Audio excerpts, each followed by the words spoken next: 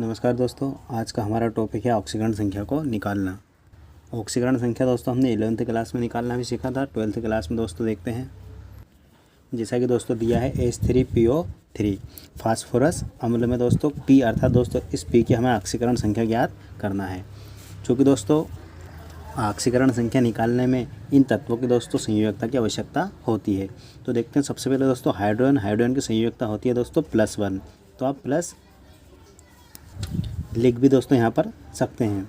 एवं दोस्तों इसके अणु हमारे पास हैं 3, तो दोस्तों जितनी संयोजकता होती है उसमें उस अणुओं की संख्या से दोस्तों इंटू किया जाता है। आगे दोस्तों P की हमें ज्ञात करना है, इसे हम 1 मान लेते हैं। आगे ऑक्सीजन, दोस्तों ऑक्सीजन की संयोजकता होती है -2 एवं दोस्तों अणुओं की संख्या हमारे पास है 3, तो इस 3 से हम इसमें इंटू कर देंगे। यदि दोस्तों यौगिक के ऊपर किसी प्रकार का चार्ज नहीं होता दोस्तों, बराबर के इधर हमें शून्य लिखना होता है। और दोस्तों यदि चार्ज होता है तो उस चार्ज को यहाँ पर लिखते हैं। यहाँ पर दोस्तों हमें चार्ज नहीं दिया है तो इसलिए हम यहाँ पर शून्य लिखेंगे। आगे दोस्तों इसे सोल्व करते हैं, तो दोस्तों 3 में 1 का इंटू कर रहे हैं हम, तो 3 हो जाएगा हमारा। 1 से दोस्तों 3 दूना बन जाएगा 6। चूँकि दोस्तों -2 है तो हमारा आंसर दोस्तों -6 हो जाएगा बराबर 0।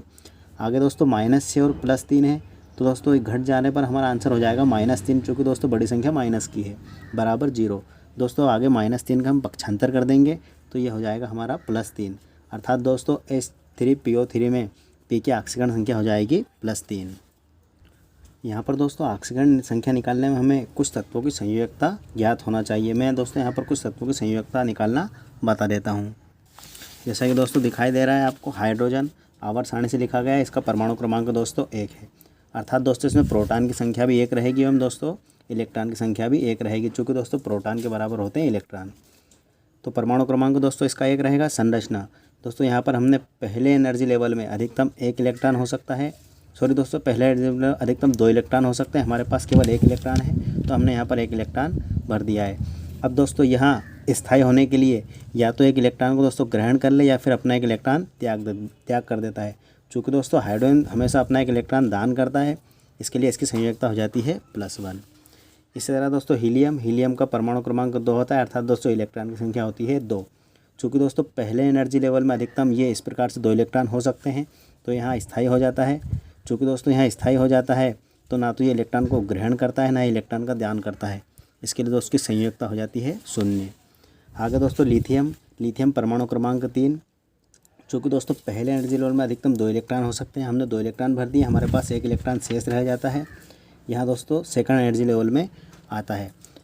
सेकंड एनर्जी लेवल में अधिकतम दोस्तों इलेक्ट्रॉन हो सकते हैं 8। चूँकि हमारे पास सेकंड एनर्जी लेवल में केवल 1 इलेक्ट्रॉन है, तो दोस्तों यहाँ 1 इलेक्ट्रॉन अपना दान कर देता है। चूँकि दोस्तों केंद्र में प्रोटॉन की संख्या केवल 3 है, इस कारण से यहाँ 7 इलेक्ट्रॉन को ग्रहण नहीं कर सकते, तो यहाँ अपना 1 इलेक्ट्रॉन दान कर देता है, तो इसलिए इसकी संयोजकता हो जाती है +1। इसी क्रम से दोस्तों आप तत्वों की संयोजकता निकालते जाइए। यहाँ पर बेरिलियम परमाणु क्रमांक 4, दोस्तों अंतिम कोष में 2 इलेक्ट्रॉन रहेंगे, संयोजकता हो जाएगी +2। मैं दोस्तों यहाँ पर लिख देता हूँ ऑक्सीजन, परमाणु क्रमांक दोस्तों रहेंगे 8। चूँकि दोस्तों इलेक्ट्रॉन की संख्या हमारे पास 8 है, ये हमने पहले एनर्जी लेवल में दोस्तों अधिकतम इलेक्ट्रॉन की संख्या हो सकती है 2। मैंने 2 इलेक्ट्रॉन भर दिए दोस्तों। अब हमें सेकंड एनर्जी लेवल की आवश्यकता है। सेकंड एनर्जी लेवल में दोस्तों अधिकतम 8 इलेक्ट्रॉन हो सकते हैं, हमारे पास कुल अब 6 इलेक्ट्रॉन शेष रहे हैं, क्योंकि 2 इलेक्ट्रॉन दोस्तों यहाँ पर भर चुके हैं। तो ये देखिए दोस्तों, मैं 6 इलेक्ट्रॉन को यहाँ पर इस प्रकार से दर्शा देता हूँ। अब ध्यान दिए दोस्तों, यहाँ सेकंड एनर्जी लेवल जो हमारा है, ये यदि दोस्तों 2 इलेक्ट्रॉन को ग्रहण कर लेता है तो अपनी अष्टक को पूर्णतः प्राप्त कर लेता है, अर्थात दोस्तों अब यहाँ स्थायी तत्व हो जाता है। तो दोस्तों यहाँ आप 2 इलेक्ट्रॉन को ग्रहण करता है। चूँकि दोस्तों यहाँ पर केंद्र में प्रोटॉन की संख्या 8 है, इसलिए दोस्तों 8 प्रोटॉन 2 इलेक्ट्रॉन को अपनी ओर आकर्षित कर लेते हैं। चूँकि दोस्तों यहाँ 2 इलेक्ट्रॉन को अपनी ओर आकर्षित कर लेता है, इस कारण से दोस्तों इसकी संयोजकता हो जाती है -2। चूँकि दोस्तों 2 इलेक्ट्रॉन इसने ग्रहण किए अर्थात लिए हैं, ग्रहण करने वाले तत्व के ऊपर दोस्तों संयोजकता माइनस के रूप में लगती है। आगे दोस्तों हमें फास्फोरस की संयोजकता की आवश्यकता होगी। तो दोस्तों फास्फोरस, इसका परमाणु क्रमांक होता है 15। तो देखिए पहले एनर्जी लेवल में दोस्तों 2 इलेक्ट्रॉन हमने दे दिए हैं।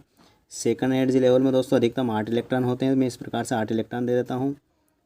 ये हमारे 4, 5, 6, 7 और दोस्तों 8 इलेक्ट्रॉन। अब दोस्तों कुल 10 इलेक्ट्रॉन खर्च हो चुके हैं, हमारे पास शेष 5 इलेक्ट्रॉन रह जाएंगे। इसके लिए दोस्तों थर्ड एनर्जी लेवल की आवश्यकता होगी। थर्ड एनर्जी लेवल में अधिकतम दोस्तों 18 इलेक्ट्रॉन हो सकते हैं, परंतु हमारे पास केवल शेष 5 इलेक्ट्रॉन दोस्तों बचे हुए हैं। तो मैं इस प्रकार से दोस्तों 5 इलेक्ट्रॉन दे देता हूँ। अब दोस्तों यहाँ पर प्रोटॉन की संख्या 15 है केंद्र में, तो ये दोस्तों अंतिम कोष के दोस्तों 5 इलेक्ट्रॉन को नहीं त्यागता है, ये 3 इलेक्ट्रॉन को दोस्तों ग्रहण कर लेता है। चूँकि दोस्तों यहाँ 3 इलेक्ट्रॉन को ग्रहण करता है, इसके लिए इसकी संयोजकता हो जाती है -3। एवं दोस्तों यहाँ अंतिम सेल 3 इलेक्ट्रॉन को ग्रहण करके अष्टक नियम के अनुसार स्थायी हो जाता है।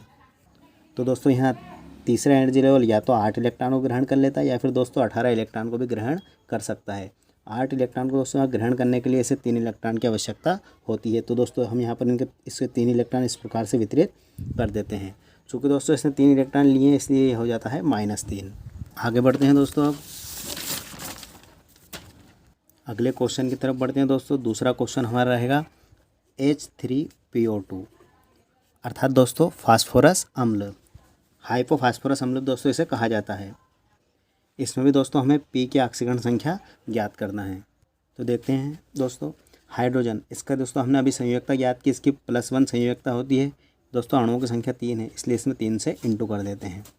आगे दोस्तों जिसकी हमें ऑक्सीकरण संख्या ज्ञात करनी है उसे हम प्लस मान लेते हैं, प्लस दोस्तों आगे ऑक्सीजन, ऑक्सीजन दोस्तों इसकी संयोजकता होती है -2 एवं दोस्तों अणुओं की संख्या हमारे पास है 2, तो यहाँ पर हम लिख देते हैं 2। दोस्तों यौगिक के ऊपर किसी प्रकार का चार्ज नहीं होता, तो यहाँ पर लिख देते हैं 0। इसको दोस्तों सोल्व कर लेते हैं। 3 एकम 3 हो जाएगा दोस्तों, +x 2 दूना 4 दोस्तों -4 प्लस को हटा देता है और -4 इस प्रकार से हो जाता है। माइनस और प्लस में से दोस्तों केवल माइनस को लिखा जाता है। अब दोस्तों -4 है +3 है, तो दोस्तों यहाँ घट जाएंगे 4 में से 3। चूँकि दोस्तों बड़ी संख्या माइनस की है तो हमारा -1 हो जाएगा बराबर 0। 1 का दोस्तों हम पक्षांतर कर देंगे तो 1 से बराबर हो जाएगा +1। तो देखिए दोस्तों हाइपोफास्फोरस अम्ल में P की दोस्तों जो ऑक्सीकरण संख्या होगी वो होगी +1। इससे अगले वाले वीडियो में दोस्तों हम इन सूत्रों के नाम पढ़ना सीखेंगे, नाम को किस प्रकार से लिखा जाता है। अभी तीसरे क्वेश्चन की तरफ आगे बढ़ते हैं। HPO3, यहाँ दोस्तों हमारा है मेटा फास्फोरिक अम्ल। इसमें दोस्तों हमें P की ऑक्सीकरण संख्या ज्ञात करनी है। तो दोस्तों सबसे पहले लिखेंगे हाइड्रोजन, हाइड्रोजन की संयोजकता दोस्तों +1 है। चूँकि दोस्तों अणुओं की संख्या यहाँ पर कुछ भी नहीं दी है तो अणुओं की संख्या 1 ही रहेगी, दोस्तों हम 1 से इंटू कर देते हैं। प्लस P को दोस्तों हमें ज्ञात करना है तो 1 से मान लेते हैं। आगे दोस्तों ऑक्सीजन, ऑक्सीजन की संयोजकता होती है -2, दोस्तों अणुओं की संख्या 3 है तो 3 से इसका इंटू कर देते हैं बराबर 0। इसे दोस्तों सोल्व करते हैं तो दोस्तों 1 में 1 का इंटू करेंगे 1 ही रहेगा हमारा आंसर, +x 3 दूना दोस्तों हो जाएगा 6 बराबर 0। आगे दोस्तों -6 है +1 है, तो दोस्तों यहाँ घट जाएगा -5 बराबर 0। आगे दोस्तों 5 का हम पक्षांतर कर देंगे तो बराबर +5, अर्थात दोस्तों मेटा फास्फोरिक अम्ल में जो हमारा P होता है इसकी ऑक्सीकरण संख्या होती है +5। दोस्तों यदि आपको और डिटेल से संयोजकता को जानना है तो प्ले लिस्ट में जाकर सर्च से दोस्तों बेसिक केमिस्ट्री को कीजिए, आपको संयोजकता वाले वीडियो मिल जाएंगे। वहाँ पर दोस्तों संयोजकता को आप आसानी से समझ पाओगे। लास्ट क्वेश्चन देखते हैं दोस्तों, H4P2O7 में दोस्तों हमें P की ऑक्सीकरण संख्या ज्ञात करनी है। ये दोस्तों हमारा पायरोफास्फोरिक अम्ल है। देखते हैं दोस्तों हाइड्रोजन, इसकी संयोजकता +1 रहेगी, अणुओं की संख्या 4 है इसलिए 4 से इंटू कर देंगे प्लस। चूँकि अब यहाँ पर दोस्तों ध्यान देना है P को हमें x मानना है, परंतु दोस्तों इसके अणुओं की संख्या 2 है तो इस कारण से हम लिख देंगे इसे 2x इस प्रकार से। प्लस दोस्तों ऑक्सीजन, ऑक्सीजन ऑक्सीजन संख्या दोस्तों इसकी -2 होती है एवं अणुओं की संख्या दोस्तों यहाँ पर 7 दी हुई है, तो हम 7 को इस प्रकार से इंटू के रूप में लिख देंगे। सोल्व कर लेते हैं दोस्तों इसे, आंसर रहेगा 4, इधर दोस्तों 2x, इधर रहेगा माइनस और प्लस दोस्तों तो हमारा हो जाएगा -7 दूना 14 बराबर 0।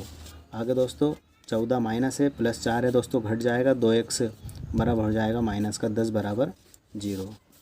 आगे -10 का दोस्तों पक्षांतर कर देते हैं तो 10 इधर प्लस में हो जाएगा। अब यहाँ पर दोस्तों हमें 1 से ज्ञात करना है तो 2 का पक्षांतर कर देंगे, 2 इसका अपान में चला जाएगा, 1 से बराबर हो जाएगा 10 अपान दोस्तों 2, तो 1 से बराबर हमारा आंसर हो जाएगा 5। अर्थात दोस्तों पायरोफास्फोरिक अम्ल में फास्फोरस की दोस्तों जो संयोजकता होगी वो रहेगी 5। आगे दोस्तों क्वेश्चन नंबर 5 और 6 को दोस्तों आप सोल्व करके कमेंट बॉक्स में अपने आंसर लिखिए। H4P2O6 में दोस्तों P2 की आपको ऑक्सीजन संख्या ज्ञात करनी है। ये दोस्तों हमारा हाइपोफास्फोरिक अम्ल का सूत्र है। आगे दोस्तों H4P2O5 में दोस्तों P2 की ऑक्सीकरण संख्या आपको ज्ञात करनी है। ये P2 की ऑक्सीकरण संख्या दोनों में आपको ज्ञात करनी है। ये दोस्तों हमारा पायरोफॉस्फोरस अम्ल का सूत्र है। इनके आंसर दोस्तों आप कमेंट बॉक्स में सेंड कर दीजिए। दोस्तों वीडियो आपको पसंद आया तो शेयर लाइक सब्सक्राइब कर लीजिए ताकि इसी तरह की वीडियो की नोटिफिकेशन आपको मिलती रहे। धन्यवाद दोस्तों।